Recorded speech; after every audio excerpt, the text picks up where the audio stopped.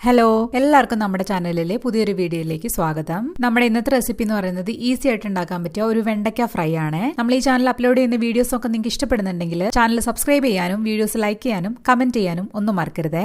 വെണ്ടയ്ക്ക ഫ്രൈ ഉണ്ടാക്കാൻ വേണ്ടിയിട്ട് ഞാനിവിടെ വെണ്ടയ്ക്ക നന്നായിട്ടൊന്ന് കഴുകി വൃത്തിയാക്കി തുടച്ചെടുത്ത് വെച്ചിട്ടുണ്ട്. ഞാനിവിടെ ഒരു 400 ഗ്രാം വെണ്ടയ്ക്കയാണ് എടുത്തിട്ടുള്ളത്. പിന്നെ നമ്മൾ വെണ്ടയ്ക്ക തോരനും മെഴുക്ക് വരട്ടി അതുപോലെ ഫ്രൈ ഒക്കെ ഉണ്ടാക്കാൻ വേണ്ടി എടുക്കുന്ന സമയത്ത് നല്ല ഇളം വെണ്ടയ്ക്ക നോക്കിയിട്ട് എടുക്കാൻ വേണ്ടി ശ്രദ്ധിക്കുക. അപ്പോഴാണ് ടേസ്റ്റ് കുറച്ചുകൂടി കൂടുതൽ കേട്ടോ. അതുപോലെ തന്നെ നമ്മൾ വെണ്ടയ്ക്ക കൊണ്ട് വിഭവങ്ങളൊക്കെ ഉണ്ടാക്കുന്ന സമയത്ത് നന്നായിട്ട് കഴുകി എടുത്തതിന് ശേഷം അതിലെ വെള്ളമൊക്കെ കംപ്ലീറ്റ് കളഞ്ഞതിന് ശേഷം ഒന്ന് അരിഞ്ഞെടുക്കാൻ വേണ്ടി ശ്രദ്ധിക്കുക. അല്ലെങ്കിൽ തന്നെ വെണ്ടയ്ക്കയ്ക്ക് കുക്ക് ചെയ്യുന്ന സമയത്ത് ഒരു വഴുവഴുപ്പുള്ളതാണ്. പക്ഷെ നമ്മൾ വെള്ളത്തോട് കൂടിയിട്ട് അരിഞ്ഞെടുക്കുന്ന സമയത്ത് അത് കുറച്ചും കൂടെ കൂടാനുള്ള സാധ്യത ഉണ്ട് കേട്ടോ. അപ്പൊ അതുകൊണ്ട് നന്നായിട്ട് തുടച്ചെടുത്തിട്ട് ഉപയോഗിക്കാൻ വേണ്ടി ശ്രദ്ധിക്കുക. ഇനി നമുക്ക് ഈ വെണ്ടയ്ക്കൊക്കെ ഒന്ന് അരിഞ്ഞെടുത്തിട്ട് കൊണ്ടുവരാം. ഇപ്പൊ ഞാനിവിടെ വെണ്ടയ്ക്കൊക്കെ അരിഞ്ഞെടുത്ത് വന്നിട്ടുണ്ട്. ഞാൻ ഇതുപോലെ വട്ടത്തിലാണ് അരിഞ്ഞെടുത്തിട്ടുള്ളത്. ഏകദേശം ഈ ഒരു കട്ടിക്കാണ് ഞാൻ അരിഞ്ഞെടുത്തിട്ടുള്ളത്.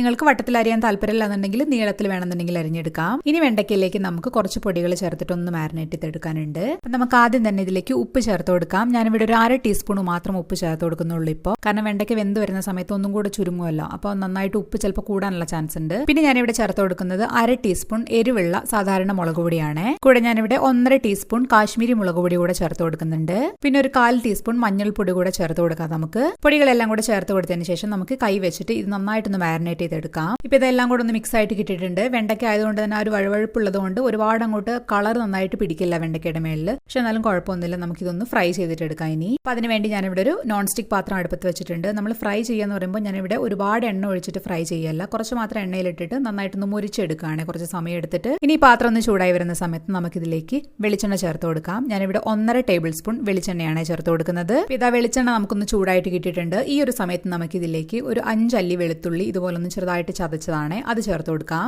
വെളുത്തുള്ളി ചേർത്ത് കൊടുത്തിട്ട് നമുക്ക് ഇതുപോലെ 2 മിനിറ്റ് ഒന്ന് ഇളക്കി കൊടുക്കാം. അതിന്റെ പച്ചവയൊക്കെ ഒന്ന് മാറി ഒന്ന് മൂത്ത് നല്ലൊരു മണം വരട്ടെ. ഇപ്പൊ ഇതാ 2 മിനിറ്റ് ഒക്കെ നമ്മൾ വെളുത്തുള്ളി ചേർത്ത് ഇളക്കി കൊടുത്തിട്ടുണ്ട്. ഈ ഒരു സമയത്ത് നമുക്ക് ഇതിലേക്ക് വെണ്ടയ്ക്ക ചേർത്ത് കൊടുക്കാം.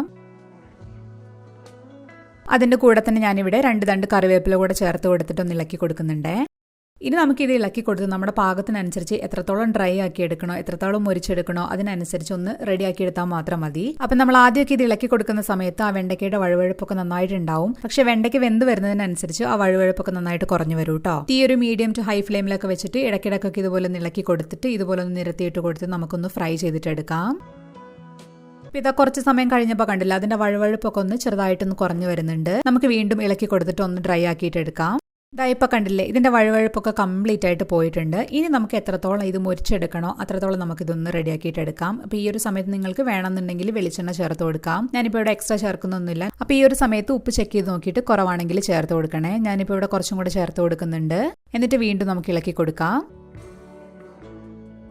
ഇപ്പൊ ഇതാ കണ്ടില്ലേ വെണ്ടയ്ക്കയുടെ കളറൊക്കെ മാറി നന്നായിട്ട് മൊരിഞ്ഞു കിട്ടിയിട്ടുണ്ട് നമുക്ക്. അപ്പൊ ഞാൻ ഈ ഒരു പരുവത്തിലാണ് എടുക്കുന്നത്. നിങ്ങൾക്ക് ഇതിൽ കൂടുതൽ വേണമെന്നുണ്ടെങ്കിൽ വീണ്ടും മൊരിച്ചിട്ടെടുക്കാം. അപ്പൊ നമ്മുടെ സൂപ്പർ ടേസ്റ്റി ആൻഡ് ഈസി ആയിട്ടുള്ള വെണ്ടയ്ക്ക ഫ്രൈ ഇവിടെ റെഡി ആയിട്ടുണ്ട്. ചോറിന്റെ കൂടെ കൂട്ടി കഴിക്കാൻ പറ്റിയ നല്ലൊരു സൈഡ് ഡിഷ് തന്നെയാണ് കേട്ടോ ഇത്. അപ്പൊ നിങ്ങൾ എല്ലാവരും തയ്യാറാക്കി നോക്കണം. അഭിപ്രായങ്ങൾ കമന്റ് ബോക്സിൽ വന്നിട്ട് പറയണം. നമുക്ക് അടുത്തൊരു ദിവസം വേറൊരു വീഡിയോ ആയിട്ട് വീണ്ടും കാണാം. അതുവരെ ബൈ.